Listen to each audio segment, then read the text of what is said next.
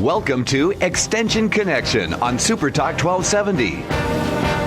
Thoughtful information and discussion with experts from both Burleigh and Morton County Extension Service offices. Extension Connection provides advice on family nutrition, issues in agriculture, lawn and garden, community leadership, homeowner concerns, and so much more. Live from the Super Talk 1270 studio, this is Extension Connection. Welcome to the Extension Connection. This is Carla Mickle with the Morton County Extension Office, joined today by Vanessa Hoynes and Jackie Buckley. And we have quite a bit to visit with you all about today. Vanessa, what do you have for us to share with us today? Well, I have an upcoming program to invite listeners to about caregiving. So anybody who is a caregiver, listen up and stay tuned. We're also going to talk about some ways that we can reduce the amount of food that we waste. I think Americans in general end up throwing a lot of food away, and we'll talk about some ways we can keep from doing that. I'm going to have you dig into your cupboards and pull out that box of dry milk that maybe you have back there and you have forgotten that you had it, and maybe there's some new ways to use that, or at least to remember that you have it there. We're going to talk about some tips to manage stress, and then maybe some ideas of something you maybe should be planting in your garden. Cool. Lots of garden talk. I know Jackie was talking about gardening this morning on TV. So Yep. Jackie's got Tis the season. I know, yeah. And the flowers, the greenhouses are out, everything's going on. Mm-hmm. So, yeah. And I'm going to be visiting with you about a Spring into Horticulture workshop that I'm having in New Salem on May 19th, and more details will follow. And then I'm going to talk about those people that are, of course, in the gardens and producers going out in the field, and so sending in samples to the State Seed Department, also the North Dakota, the NDSU Soils Lab, and also the plant diagnostic labs. They're up and running, and so we can talk about that, how to submit a sample. And then we can talk a little bit about pruning trees and fertilizing trees, and then care of maintenance of lawns, which is really starting to ramp up here when the nice temperatures that we've had lately. Yep, trying to keep up with the Joneses has begun. Yes. My dad just went out and purchased is it aerator? No, what is it? Aerator? For your lawn? Yep. So that's his new adventure with lawn. We'll have to see how that works out. My mom and dad got a new edger and new blower, and so they were busy doing that. Yep. 'Tis the season. Well, I have some 4-H project expo information. Clothing review is fast approaching as well. Our 4-H Consumer Choices event. And then, of course, it wouldn't be a week without mentioning 4-H camp. So we'll talk about that. And just a reminder that we are recording today. So if you have any questions about any of the topics that we're discussing, please feel free to call the office at 667-3340 because this is a recorded segment that we're doing. So well, I guess I'm going to jump in. I've got a couple of events coming up here with 4-H. Of course, we just finished a busy weekend. We had a 4-H archery tournament, a fundraiser, Missouri River 3D, over in Nishu, and I don't have all the results yet, but we had over 100 youth participating from across the state, and just a lot of fun. If it weren't for the wood ticks, it would have been a perfect day. They're your favorite animal. I know, I can't stand them. Well, even though the results aren't in, I'm sure the Morton County kids did very well. Yep. I know the seniors, out of the top 6, we placed 4. So they did really well. And we had a couple juniors that had a really good day as well. But I don't have the final results, so I'll have to share those maybe on our Facebook page as soon as they come out. Another event that we have going on here coming up in just a week or so is the 4-H Project Expo. And the Project Expo is an event that youth participate in. It's very similar to, I'll say, a science fair. And it's probably not a good comparison, but you set up a table, a display, and youth have a chance to really experience in planning, preparing, and displaying an article or educational exhibit of a project that they're currently working in. It gives youth an opportunity for self-expression, verbally and visually, so they can put together a display and really let the audience know what they're teaching or what they want you to learn. And then be able to share that with a group of people, and also provides youth with an opportunity to share with others what they learned in that specific project. So really, they have to do a little more investigating than just making the project. They have to be knowledgeable and be able to answer questions. And we're doing this event in partnership with the Burleigh County Extension Service, and it will be on May 18th. Yes, I'm pretty sure. I'm questioning myself. May 18th. It's on a Tuesday. It's the 19th. Oh, the 19th. I'm sorry. I have the 18th in my head for some reason. So May 19th, it's at the Bismarck Public Library, and registration starts at 6 and the event starts at 6:30. With that, the Project Expo, there's also the clothing review, and we called this fashion review for a really long time, but clothing review is proper. It's an event to display project work by 4-H youth. This event is not only held locally, but the winners of our local contest then go on to the state contest up in Minot at the North Dakota State Fair. Clothing review participants can participate in sew and show, where you would sew an outfit and put it together related to clothing and textiles, and then you would talk to a judge, visit with them about your pattern and what you did, and then you would be part of a fashion show and then be awarded a ribbon. We have buy and show, and buy and show is where teens or preteens would go out and they would actually purchase something to wear or to accessorize with. And they would visit with a judge on why they selected the item they did. They would visit about how they were consumer savvy, meaning how they saved money on the project, and how many uses the project would have, the item of clothing or accessory, and then break it down to what it cost per usage of that item.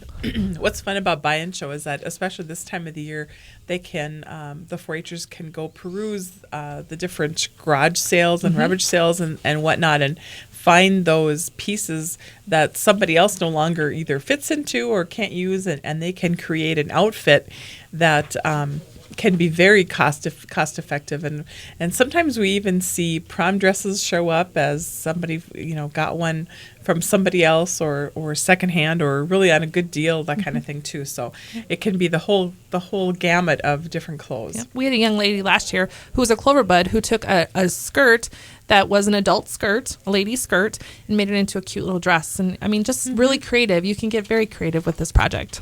So the other project that goes along with clothing review is Decorate Your Duds. And that is exactly like what it sounds. You have the opportunity to take a pair of jeans or a pair of pants or a shirt or a purse or something, maybe a jacket. We had a young lady last year that made a jacket for her dance competitions, and you want to bling it all up. So you want to decorate it up or paint it.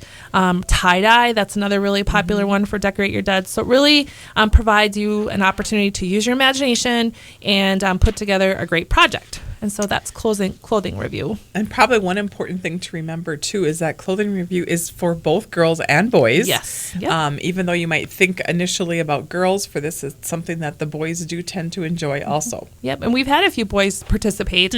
Last year in the county, we had a couple, and then they went up to the state, and there was probably about a dozen boys that participated. So it's definitely an area where, both girls and boys can participate in and have a good time. And again, that event is held in partnership with the Burleigh County 4-H program. It is going to be held on May 19th at the Bismarck Public Library. If you'd like more information, you can certainly call our office at 667-3340, and there'll be a fashion show that you can enjoy as well. Yes, and so if folks would like to just come and see the exhibits, both Project Expo and then see the show, they're welcome to come and just enjoy. Yep, absolutely. So with that, Jim is cueing us for a break, and so we will be back shortly right after this break. Thank you.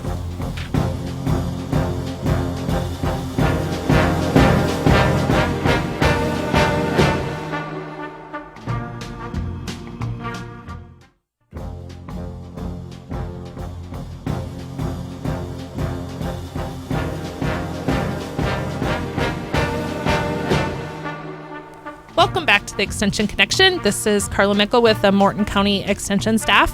Vanessa Hoynes and Jackie Buckley are joining me today. We are recording, and if you have any questions about any of the topics we're visiting about, please contact our office at 667-3340. We left off with 4-H events, and the 4-H event that I wanted to just let everyone know about here is 4-H Consumer Choices. It's an event coming up June 9th. It will be held at Christ the King School in Mandan. And it really gives the 4-Hers an opportunity to learn a lot. They gain confidence having to speak in front of a judge and give reasons. They make wise decisions based on current information.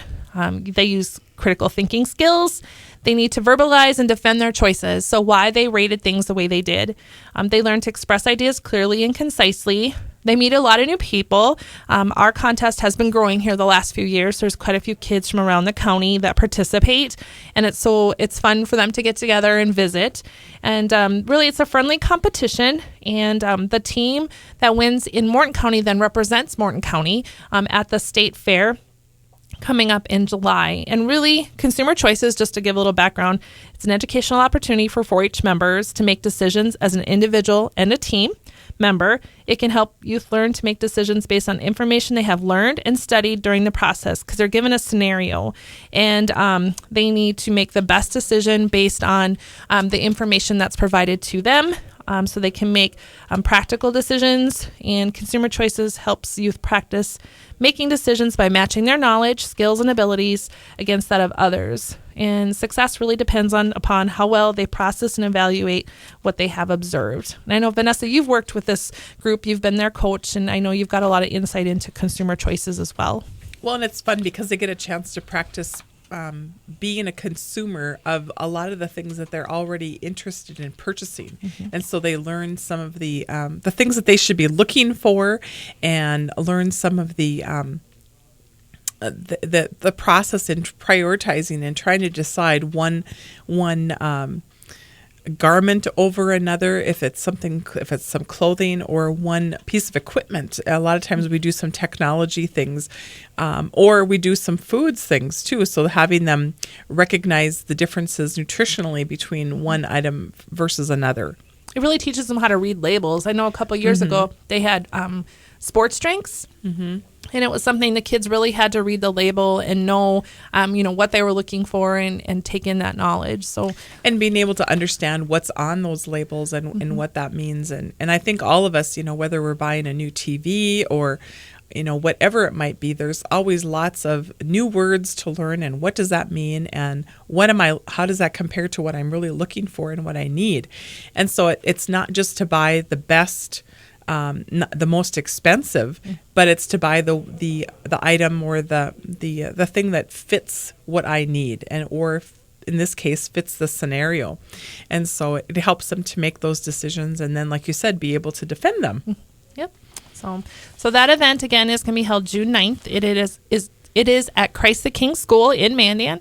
And if you'd like more information, please contact again our office, 667-3340, and we would be happy to answer any questions you have about 4-H program here in Morton County. So with that, Vanessa? Yeah, I'll visit with everybody a little bit about some ways to reduce food waste. I think during the spring we think about all of us are probably cleaning out closets and garages, and perhaps we're also cleaning out our kitchen. And so this is your chance to maybe get rid of those things. If you're cleaning out your fridge, getting rid of those things that have grown and have become something that maybe you could name a new pet. But also looking at your pantry, and perhaps there are packaged foods that maybe have been there a little bit longer, or maybe they've lost some of their appeal.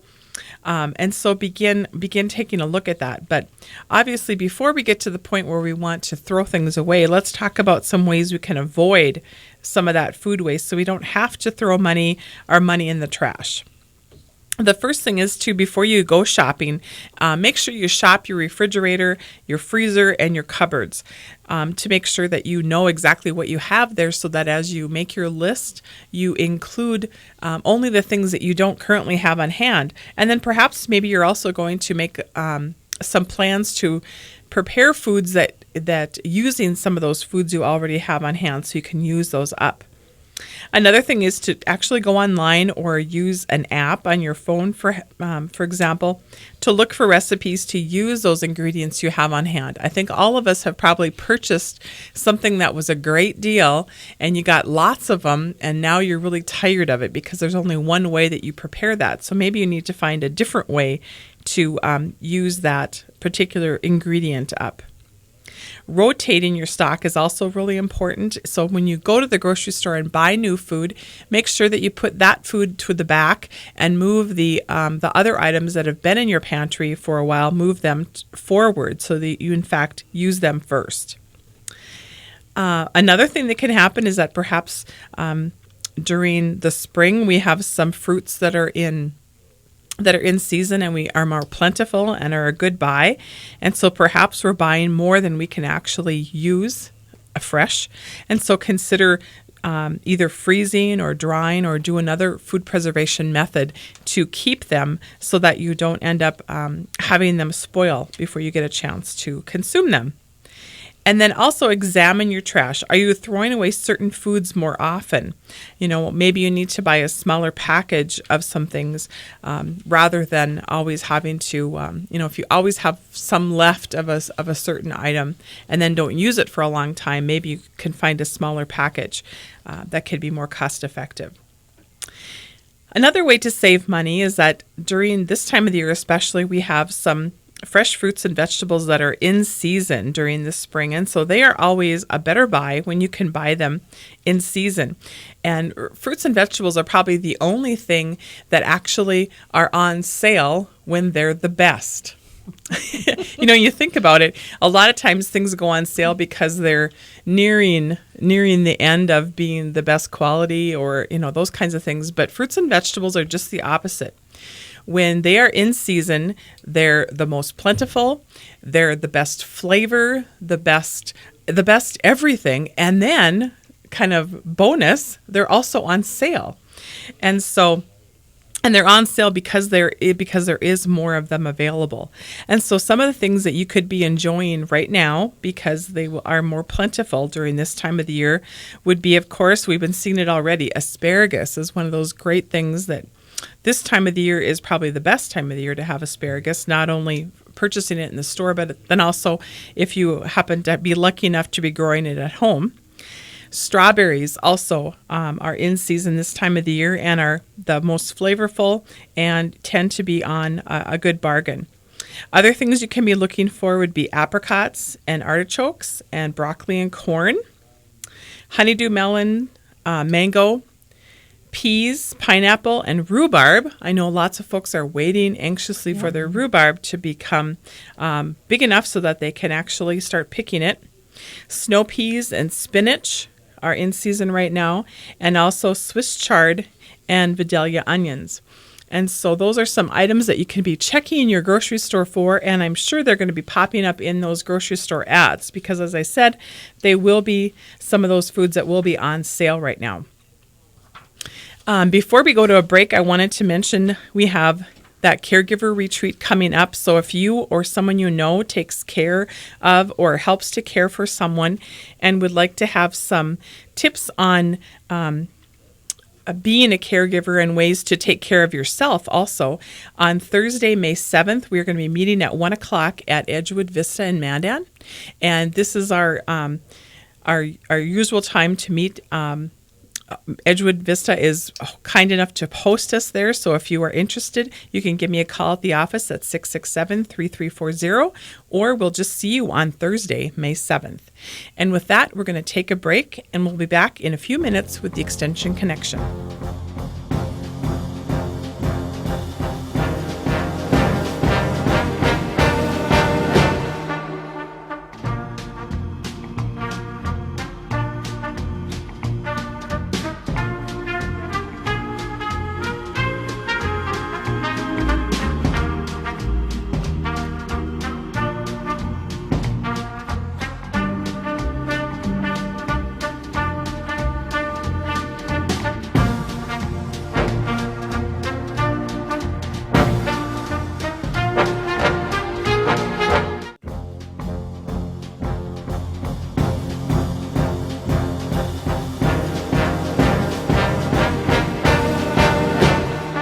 Welcome back to the Extension Connection. This is Jackie Buckley, and I'm going to talk a little bit about my Spring into Horticulture event that's being held on May 19th, and it's going to be held at the Morton County Fairgrounds, starting at 6:30 p.m. And that's on a Tuesday, I believe. The 19th is, right? Yep, it because is. we were talking the 19th before, and I better pay attention here.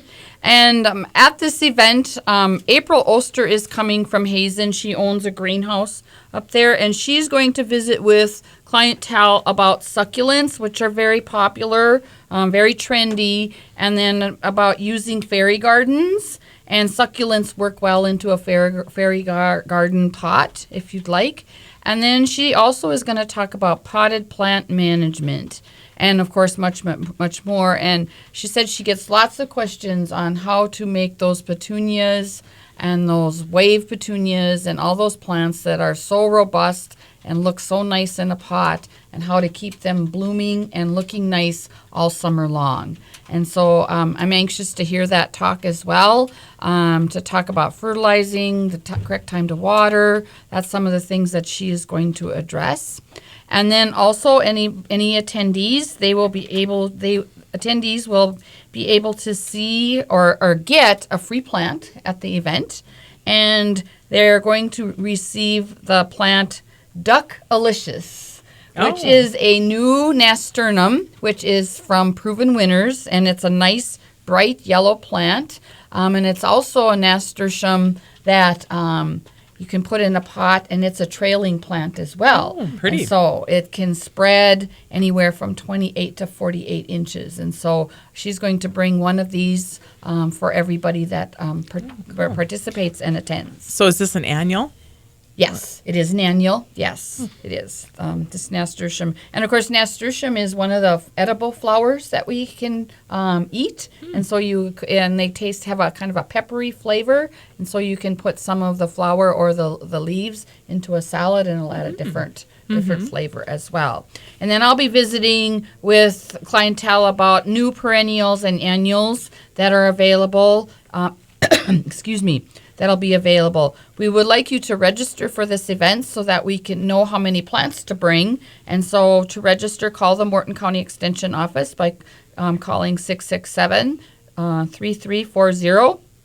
And we are charging a $5 fee to attend to cover some of the cost of the expenses for the event. And those fairy gardens, they're pretty neat. You were talking about them this morning, of course. And you actually put small furniture, like doll furniture. Is that what it is in there? Right, yes. Okay. And they kind of really look, they're very popular and very trendy, especially for a deck planter. They would look very nice. And, doll furniture. A lot of people make furniture actually out of like popsicle sticks. Oh, okay. And they stick that on the planter. And so there's lots of different things that you can use for those. Neat. And so we're anxious to do that. Of course, I'm thinking 4-H project. Yes, that would work. Yes, if you're into gardening. We have flower gardening fun yet, right? Yes. Yep. And so that would work very nicely for that project. I'd like to remind homeowners and producers as well that we have the ability to test or to send in your lawn and garden soils to the NDSU Soils Lab. It'll cost you about $18 to send that in. We have a soil probe in the office, and so if you're interested in doing that, you can sure send that in. They're probably pretty busy right now, so you might have a waiting time, but you sure can send those in, and we have a form for you to fill out that you would send in with the sample as well. If you are need to be certifying some grain, need to remind you that in June is the deadline for field certification sheets to be in. It's usually around the 15th of June. And so if you're a producer that has some registered or foundation seed out there, that date is drawing near. And so we want to make sure that you get that done as well. And then we also have the ability to send samples in, weeds, bugs, diseases, into the plant diagnostic lab, which is also at NDSU at Fargo. If we can't figure it out in the office, that's what we do, is we send that off. And so you're welcome to bring samples in for that as well. We're getting some questions about fertilizing trees. And in most cases, I guess I usually tell homeowners that if you have a tree that is located in your lawn and you fertilize your lawn, that's probably more than enough fertilizer for the growing season, because trees don't usually need that much. And we especially want to watch with trees for fertilization. Try not to fertilize so much after that July 1st time period, because that's when the tree starts to kind of slow down for the growing season. And so those of you that do like a 3 or 4 fertilization period in your lawn, you might want to consider holding off a little bit in July and August, and think about after Labor Day to try and put some on when the tree does have a growth spurt from that time, especially before we get our first frost. And then if you feel you need to fertilize your trees, you should try and do it out around the drip line, not like right underneath the base of the tree. And so the drip line is the very edge of the branch tips. And so that's where a lot of the feeder roots for a tree are located. And so if you're going to fertilize, try to remember that you need to get away from the base of that tree and get out to the drip line as well.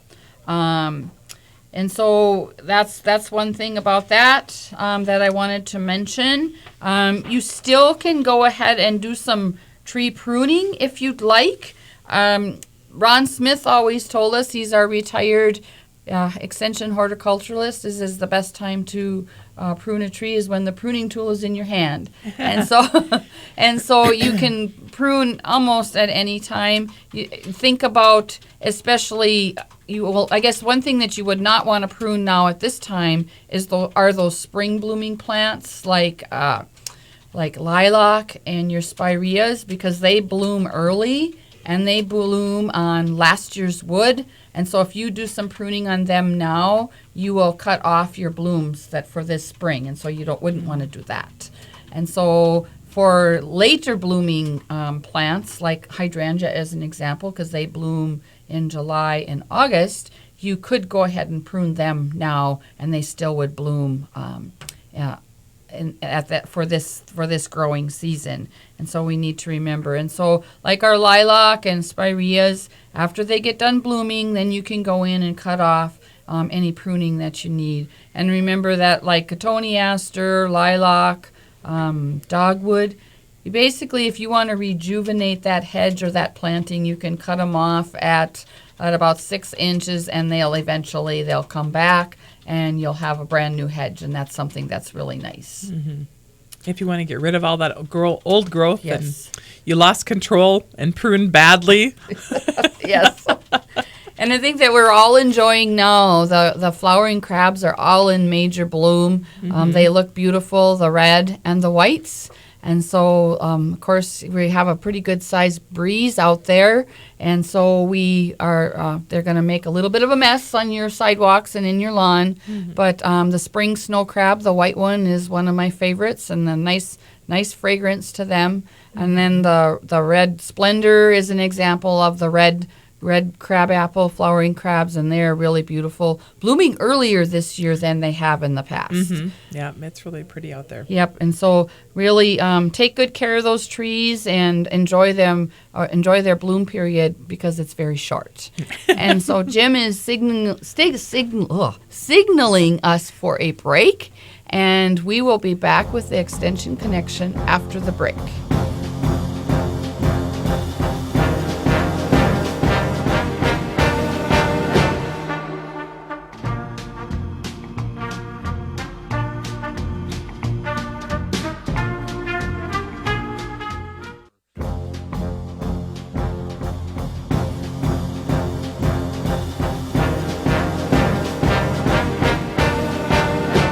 Welcome back to the Extension Connection, and this is Jackie Buckley once again, and the Morton County staff. And I guess I'd like to remind homeowners that now is the time to think about doing some maintenance on your lawn. And as you think about that, I've seen people out already fertilizing and thatching or aerating, which is a good thing. The aeration process will get rid of and make those roots a lot healthier and create more room underneath that soil surface and make your lawn much more healthy. The plants or the lawns actually really don't need any fertilizer as of yet. We usually try and get a little bit closer to Memorial Day, but I know that people are anxious to get that fertilization process done. I would say that we're probably getting a little late if you're going to do crabgrass control.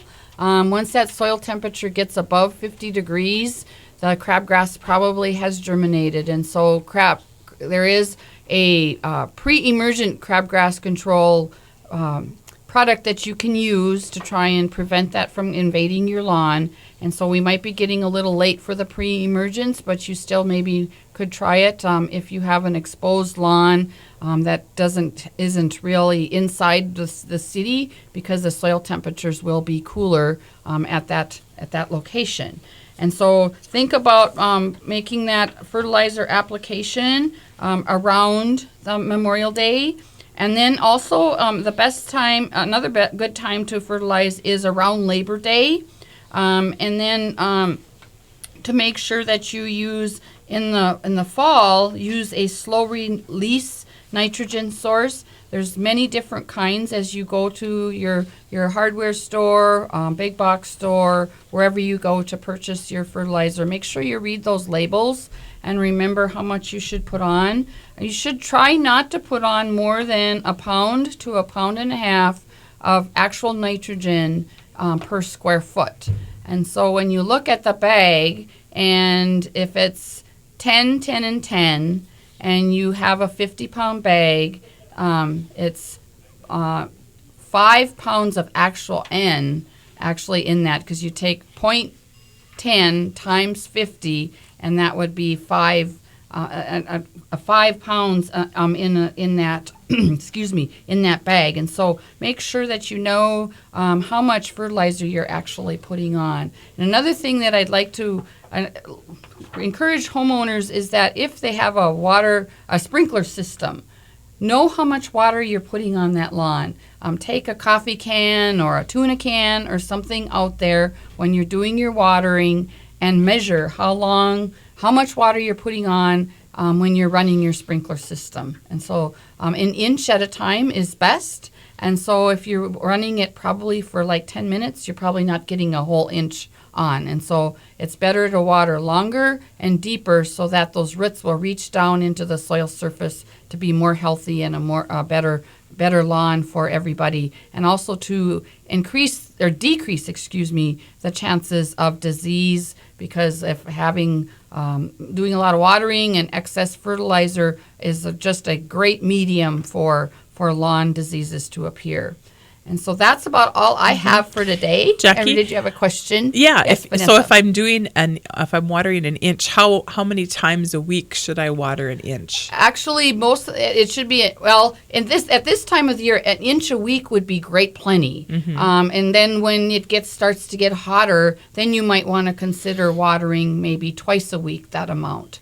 And so then it'll still keep the grass really nice and green. I know I see lots of sprinklers, they're on every day. Yeah. And that is not the best way to water. Mm-hmm. It is not. Like you said, you just get that much more chance for disease, and because plants don't like to be wet all the time. A lot of them don't like wet feet. Correct. Mm-hmm. Yes. Mm-hmm. And you're going to talk a little bit about those leafy greens. Yes, we have a brand new publication, and it's from Garden to Table Leafy Greens, and I'll let Jackie talk a little bit about the different types of greens, and then this is a fun publication because it really takes you from the garden to the table with tips on how to grow these greens, and then at the end it shows you some ways to use them. And so I'll let Jackie talk about the different types of greens we should be looking at. And of course our leafy green vegetables, they tend to like a cooler season medium to grow in. And so now is the time to plant those,